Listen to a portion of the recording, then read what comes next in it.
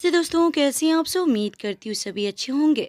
Story सुनने के लिए हमारे चैनल को लाइक एंड सब्सक्राइब करें। अगर फर्स्ट बार आप हमारे चैनल पे विजिट कर रहे हैं तो हमारे चैनल को सब्सक्राइब करें ताकि कोई भी वीडियो अपलोड हो तो उसका नोटिफिकेशन आपको ज़रूर मिले। ये स्टोरी का 46 भाग है, तो चलिए स्टोरी स्टार्ट करते हैं। अभी तक आप लोगों ने देखा कि विराट कायरा को कुछ लोगों से मिलवाते हुए बताता है कि ये उसे ऑफिस का सारा काम समझाएंगे और उस होटल में एक नर्स और एक डॉक्टर हमेशा उसकी केयर के लिए रहेंगे। कायरा उन सबके सामने ही शुरू हो जाती है। अब तुम हो ही इतने स्मार्ट और डैशिंग की, मेरी तो बार बार नीयत खराब हो जाती है तुम्हें देखकर। इसमें मेरी क्या गलती है। वो बस अपनी ही धुन में बोले जा रही थी और सबके सामने विराट छिप रहा था। वो धीरे से उसके कंधे पे हाथ रखते हुए, स्टॉप इट कायरा। कायरा को भी एहसास होता है कि वो सबके सामने क्या भूल गई। उसकी नज़र बाकी सब पे जाती है जो मंद मंद मुस्कुरा रहे थे अपनी कही बात पे। कायरा छिप जाती है। एक्सक्यूज मी, मैं आप सबसे कुछ देर में मिलता हूँ। इतना कह के वो कायरा का हाथ पकड़ के होटल के पूल साइड एरिया की तरफ ले जाता है। क्या जरूरत थी पूरा होटल खरीदने की। कुछ दिन की तो बात है, फिर कौन सा हमें यहाँ रहना है। कायरा उसके साथ कदम से कदम मिलाकर चलते हुए बोलती है। विराट मजबूती से उसका हाथ पकड़ते हुए, क्योंकि मैं नहीं चाहता कि मेरी कायरा को कोई भी तकलीफ हो, और इस हालत में तो बिल्कुल भी नहीं। मैं नहीं चाहता कि तुम एक ही कमरे में कैद होकर बैठी रहो। जहाँ तुम्हारा दिल करे वहाँ घूमो, फिर जो तुम्हारा दिल करता है वो करो। कायरा मायूसी से, पर मेरा दिल तो तुम्हारे बिना कुछ करने का मन ही नहीं करता। नहीं लगता है मेरा दिल कहीं भी तुम्हारे साथ ही चलता है, वो उदास होते हुए बोलती है। विराट समझ जाता है कि उसके जाने से उदास हो गई है। उसके सामने जाता और बेहद प्यार से उसका माथा चूम लेता है, फिर उसे प्यार से समझाते हुए, अगर मैं तुम्हारा दिल लेकर जा रहा हूँ तो बदले में तुम्हें अपना दिल देकर भी तो जा रहा हूँ ना। कायरा हल्का सा उसके सीने पे मारते हुए, विराट तुम भी ना, बस यहाँ मेरी जान जा रही है और तुम्हें मजाक सूझ रहा है। सेडियल कहीं के, वो मुंह फुलाते हुए बोलती है और अपना चेहरा फेर लेती है। शायद अपनी आंखों में आई हुई नमी छिपाने की कोशिश कर रही थी, पर विराट से छिप नहीं पाती। विराट उसका चेहरा अपनी तरफ करता और एकदम से उसे अपने सीने से लगाते हुए, हद करती हो यार तुम्हें पता है ना कि मैं तुम्हें रोता हुआ नहीं देख सकता। फिर भी कायरा उसके सीने से लगी ही सुबकने लगती है। विराट उसे चुप करवाते हुए, मेरे जाने से जितना तुम तड़प रही हो मिसेस सूर्यवंशी, उतना ही मैं तड़प रहा हूँ। और मेरा दिल ही जानता है कि मुझ पे क्या बीत रही है, इसीलिए कह रहा हूँ अपने ये आंसू पोंछो और कमर कस लो भूपेंद्र सूर्यवंशी को सबक सिखाने के लिए, ताकि हमारी ये दूरी जल्दी मिट जाए। वो उसका चेहरा अपने हाथों में भरते हुए बोलता है। कायरा उसकी आंखों में देखती है, जहाँ उसे अपने लिए बेपनाह प्यार के साथ साथ एक जुनून भी नजर आ रहा था। अगली ही पल वो अपने आंसू साफ करते हुए, बताओ मुझे क्या करना है, तुम्हारे लिए तो ये दीवानी कुछ भी कर जाएगी। गुड गर्ल, अब सुनो मेरी बात। सबसे पहले तो तुम मेरे नाम से डरना बंद करो, समझी। मतलब, कायरा असमंजन से बोलती है। मतलब ये कि कोई भी आकर तुमसे ये कह दे कि अगर तुमने ऐसा नहीं किया तो हम विराट को जान से मार देंगे, या कोई तुम्हें झूठ बोल दे कि विराट का एक्सीडेंट हो गया है, या कायरा बीच में ही, विराट क्या बोले जा रहे हो तुम। उसके चेहरे पर डर साफ नजर आ रहा था। बस यही डर जो तुम्हारे चेहरे पे आ रहा है ना, इस डर को बाहर निकालो। इसी चीज का फायदा उठाकर वो आदमी अपनी चाल में कामयाब हो गया था, पर अब नहीं कायरा। अब तुम्हें अपने इस डर को अपने अंदर से निकालना होगा, ताकि फिर कोई तुम्हें इमोशनल फूल ना बना सके। तुम्हें खुद को इतना काबिल बनाना होगा कि तुम उसके सामने पूरे आत्मविश्वास के साथ खड़ी हो सको, उसकी आंखों में आंखें डालकर उससे बात कर सको। और तुम ये करोगी, तुम्हें बिजनेस का हर तरीके से समझना होगा और सीखना होगा, और बर्बाद करना है तुम्हें भूपेंद्र सूर्यवंशी को हर तरीके से। बहुत पैसे का घमंड है ना उस इंसान को, तब क्या करेंगे जब पैसा ही नहीं होगा उनके पास। विराट उसके दोनों कंधे को पकड़ते हुए अपनी आंखों में एक जुनून लिए ये सब बोल रहा था, जिससे कायरा को बहुत हिम्मत मिल रही थी, आत्मविश्वास मिल रहा था। विराट अपना हाथ उसके सामने करते हुए, वादा करो कायरा कि तुम ये सब करोगी। कायरा अपना हाथ उसके सामने करते हुए, मैं वादा करती हूँ विराट, जो तुम चाहते हो मैं वो सब करूंगी। खुद को इस काबिल बनाऊंगी, हर हाल में बनाऊंगी। विराट उसे कसकर अपनी बाहों में भर लेता है और बेहद प्यार से उसका माथा चूम लेता है। कायरा भी अपनी बाहें उसके सीने पे कस देती है। दो पल के लिए दोनों एक दूसरे को महसूस करते हैं। उसके बाद विराट वहां से चला जाता है, पर इस बार कायरा की आंखों में आंसू नहीं थे, एक जुनून था, विराट के किए गए वादों को पूरा करने का जुनून। दूसरी तरफ राघव और वर्षा देर रात साथ घूम रहे थे। दोनों ने बहुत बातें की। राघव ने तो कभी वर्षा को इतना बोलते हुए नहीं देखा। दोनों देर से सोए। अभी तक राघव ने उसे ये नहीं बताया कि उसे 2 दिन की छुट्टी ली है। 8 बज रहे थे और दोनों अभी तक सो रहे थे। हमेशा की तरह वर्षा बिस्तर पे और राघव सोफे पे। तभी वर्षा की नींद खुलती है, उठकर बैठती है, नजरें जाती है राघव पर, जो कि सोता हुआ बेहद प्यारा लग रहा था। वर्षा राघव की कई बातें याद आ जाती है जो उसने उसका चेहरा अपने हाथों में भरकर बोला था, वो भी बेहद प्यार से। अगर मैं कहूँ कि आपसे कि शादी करके मैं खुश नहीं, बहुत खुश हूँ आपसे। ये याद आते ही वर्षा के होठों पे एक मुस्कान तर जाती है। कल रात जिस तरीके से राघव उससे बात कर रहा था, उसके करीब आ रहा था, वो सब वर्षा को अच्छा लग रहा था। पहली बार वो दोनों अपनी दोस्ती से ऊपर उठ रहे थे। वर्षा की नजर सामने लगी घड़ी पे जाती है, जो कि 8:10 होने का संकेत दे रही थी। हे भगवान, 8 बज गए और मैं अब तक सोती रही। और राघव जी, इन्हें तो हॉस्पिटल भी जाना है। ये कहते हुए फटाक से राघव के पास जाती है और उसे उठाने लगती है। राघव जी उठिए ना। राघव जी, आपको हॉस्पिटल जाने के लिए देर हो जाएगी, चलिए उठिए जल्दी, 8 बज गए हैं। वो उसे कंधे से हिलाते हुए बोलती है और फिर खुद बाहर की तरफ जाने लगती है। पर तभी राघव एकदम से उसका हाथ पकड़ लेता है और अपनी तरफ खींच लेता है। अचानक हुई इस हरकत के लिए वर्षा रेडी नहीं थी। वो संभल नहीं पाती और सीधा राघव के ऊपर जाकर गिरती है। पता तो वैसे राघव को भी नहीं चला था कि वो क्या कर रहा है, पर अब तो जो होना था वो हो चुका था। दोनों का दिल तेजी से धड़क उठा। दोनों बेहद करीब थे, इतने कि दोनों की एक दूसरे की गर्म सांसें अपने चेहरे पे महसूस हो रही थी। दोनों खो गए थे एक दूसरे की आंखों में। विराट गाड़ी चलाते हुए, मैं चाहूं तो एक पल में भूपेंद्र सूर्यवंशी को सड़क पिला सकता हूं, पर मैं चाहता हूं कि ये नेक काम कायरा के हाथों से हो। एक तो इस आदमी को ये पता चल जाएगा कि कभी किसी लड़की को कमजोर नहीं समझना चाहिए, और दूसरा कि तुम अपने पैरों पे खड़ी हो जाओगी और हर तरीके से मजबूत हो जाओगी, जो कि हर लड़की को होना चाहिए। और मैं तुम्हें मजबूत और काबिल बना कर रहूंगा। और अब तो कायरा ने भी ठान लिया था कि जैसा विराट उसे बनाना चाहता है वैसी वो बनकर रहेगी। इसलिए विराट के जाते ही लग गई थी वो ऑफिस का सारा काम सीखने में। उधर राघव और वर्षा अभी तक दूसरे के बेहद करीब थे।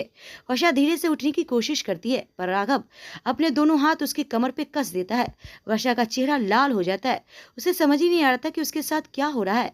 राघव का साथ, उसका एहसास, उसका यूं करीब आना उसे अच्छा लग रहा था। दिल और दिमाग कुछ भी सोचने समझने की हालत में नहीं थे। राघव जी, वो धीरे से बोलती है, पर राघव तक उसकी आवाज ही नहीं जा रही थी। वो तो बस एकटक वर्षा को देखे जा रहा था। वर्षा फिर से कोशिश करती है, राघव जी। इस बार वो थोड़ा जोर से बोलती है, जिससे राघव एकदम से होश में आता है। अपनी हरकत पे वो खुद हैरान रह जाता है। वो एकदम से वर्षा की कमर से अपने हाथ को हटाते हुए, आई एम सॉरी वर्षा जी, वो पता नहीं कैसे, मतलब उसे समझ ही नहीं आता कि वो क्या बोले। उसे डर था कि कहीं वर्षा उससे नाराज ना हो जाए।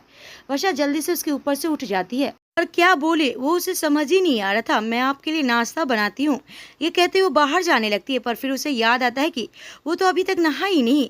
नहीं नहीं, पहले नहा लेती हूँ। उसे समझ ही नहीं आ रहा था कि वो क्या बोल रही है, क्या कर रही है, बस बाबरी हो गई थी। वहीं राघव उसे देखे जा रहा था। उसकी हालत देख के वो मन ही मन मुस्कुरा उठता है। वो एकदम से उसके सामने जाता है, उसे दोनों कंधे से पकड़कर सोफे पे बिठाते हुए, रिलैक्स वर्षा जी, सबसे पहले आप ये बताइए कि आप इतनी हाइपर क्यों हो रही हैं।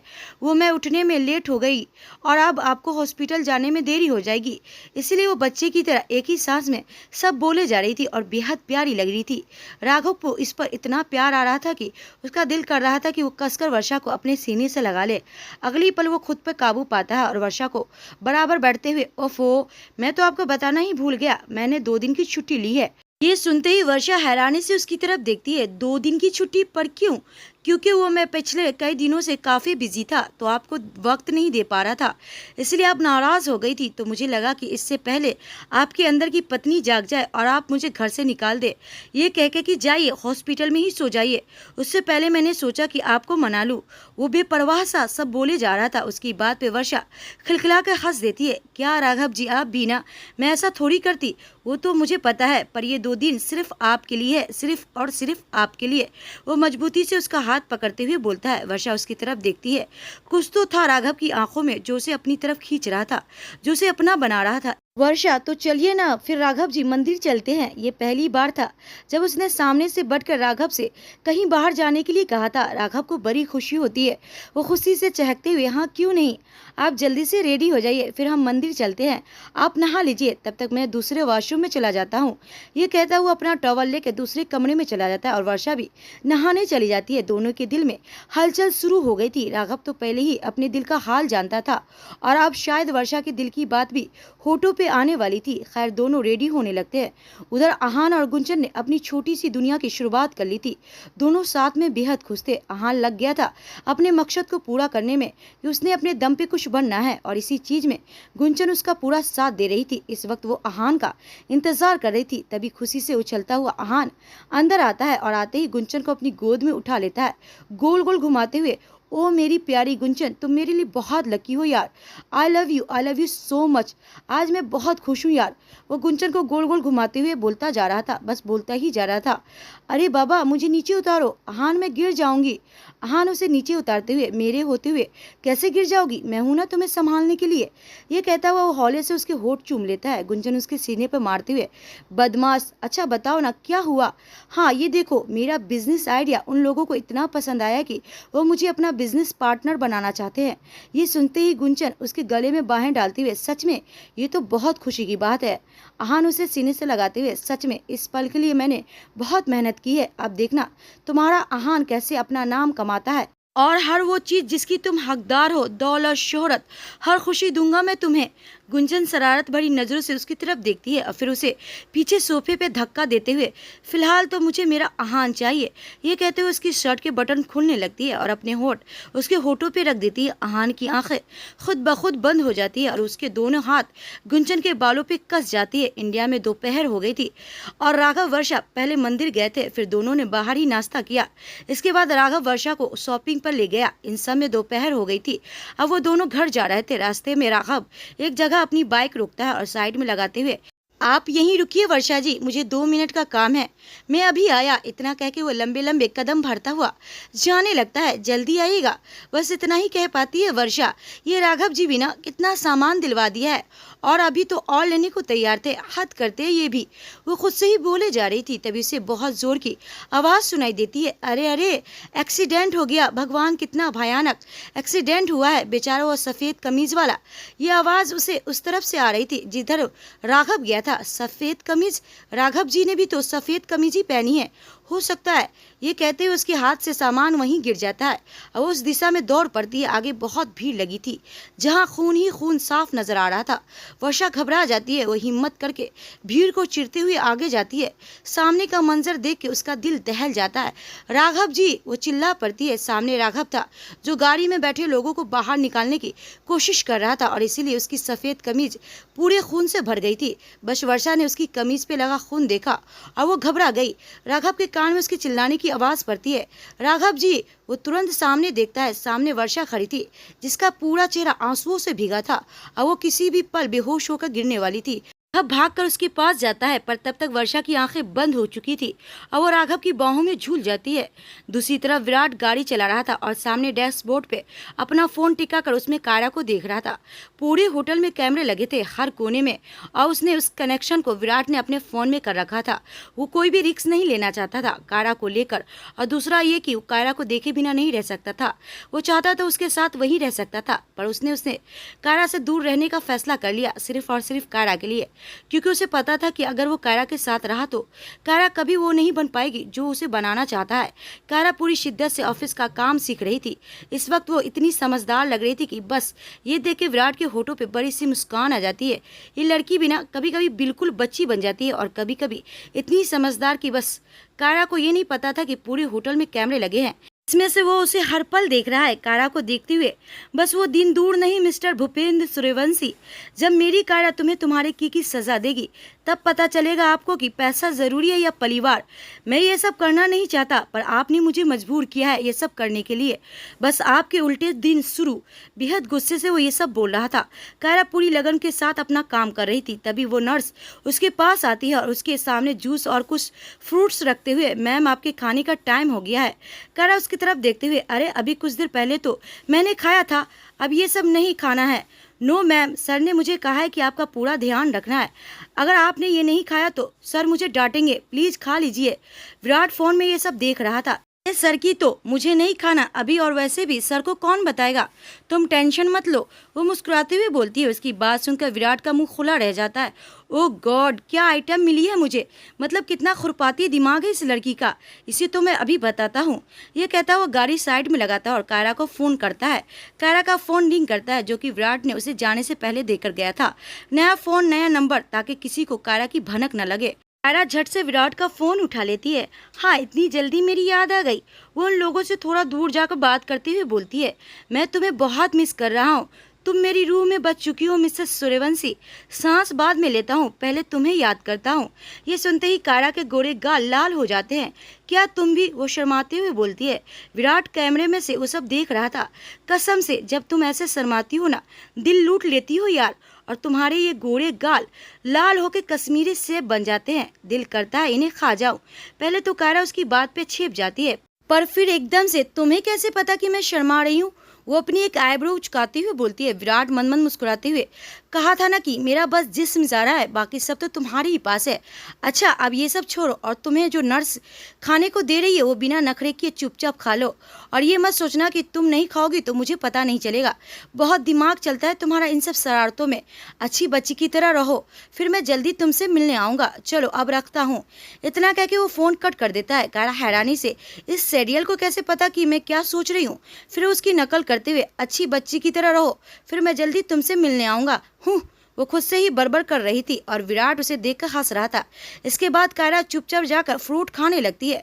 गुड गर्ल, विराट उसे मैसेज करता है। उसका मैसेज देखकर कायरा एक बार फिर कंफ्यूज हो जाती है। दूसरी तरफ वर्षा बेहोश होकर राघव की बाहों में झूल जाती है। ये देखकर राघव भी घबरा जाता है। वो वर्षा का गाल थपथपाते हुए, वर्षा जी क्या हो गया है आपको, उठिए ना। वर्षा जी, वो खुद मेडिकल लाइन में था, पर इस वक्त वर्षा को देखकर घबरा गया था। तभी कोई उसे पानी का बोतल देते हुए, लो पानी के छींटे मारो इनके चेहरे पे, होश में आ जाएगी। वो आदमी पानी का बोतल खोलकर राघव के हाथ में देते हुए बोलता है। राघव जल्दी से वर्षा के चेहरे पे पानी की छींटे मारता है, जिससे वो हल्का हल्का होश में आती है। पर दिमाग में अभी भी वही घूम रहा था, राघव का एक्सीडेंट। राघव जी आप ठीक है ना। वो एकदम से होश में आती है। जैसे ही आँख खोलती है तो अपने सामने राघव को देखती है। आप ठीक है ना, आपको कुछ हुआ तो नहीं। ये खून क्या हुआ है आपको। वो रोते हुए बस बोले जा रही थी और अपने हाथ से कभी उसका चेहरा छू रही थी तो कभी कंधे, कभी हाथ। रो रो के बुरा हाल हो गया था उसका।